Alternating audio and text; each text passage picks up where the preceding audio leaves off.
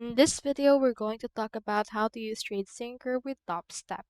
To do that, you first need to head over right here into your TradeSyncer. I have in here this article for your actual guidance. So for this case, you can use TradeSyncer for Topstep Trade Copier. It includes real-time syncing for all your Topstep accounts with reliable cloud-based copy trading, no setup hassle.